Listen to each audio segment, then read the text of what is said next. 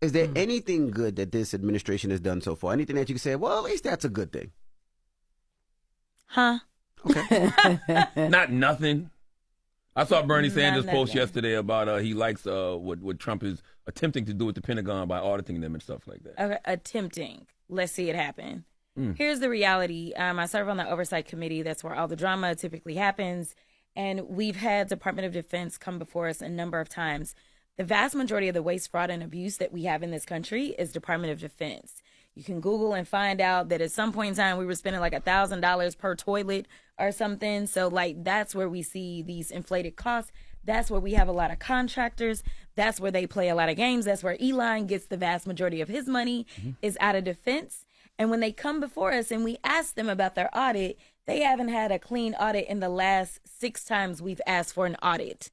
So the fact that they're going to start with people that are getting $6 a day to eat, or they want to go after the little old lady that's just trying to get her little health care and they believe that that's where the savings is, that's not where the savings is, nor is it going after career civil servants and saying, oh, let me take your coins, let me take your job.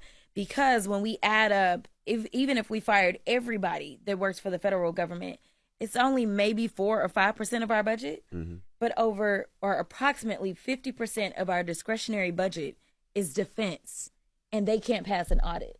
So why we didn't start there, where Elon has decided that he was going to get 2 new contracts just in 2 weeks, one for $400 million to Tesla, another for a little over $300 million to SpaceX.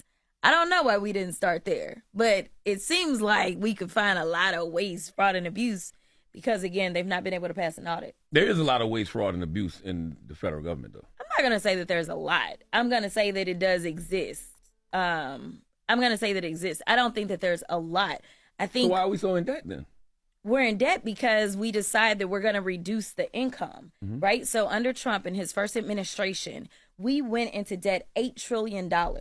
Now, he wanted to say it was because of COVID. It really wasn't. Obviously, there was money that we sent out because people were in need during COVID to make sure that we didn't go into a recession. But at the end of the day, it was because he said, oh, wait a minute, that income, we're going to stop bringing that in from the top 1%ers. Well, those Trump tax cuts, they expire right about now. And he's trying to reinstitute them. So here it is. You've got Elon Musk running around talking about something. I'm cutting this. I'm slashing this. I'm doing this and that and da-da-da, all this kind of stuff, right? I do want to be clear that at the same time they're saying, but we got to raise the debt limit. Well, why do you have to raise the debt limit if we are saving all this money? You know why? Because they actually want to deepen the tax cuts for all those billionaires that were sitting on stage with him on January 20th. Those guys are looking to keep more money in their pocket. That is why. It's why we ran into debt last time. It's why we're going to run into debt again. The only time that we've had a budget that was clean and we didn't have to worry about debt, you know who was in office? Bill Clinton. Bill Clinton, a Democrat. You know what the tax rate was? It was what Kamala Harris was proposing. That is not the tax rate that they are looking to do on the 1%ers.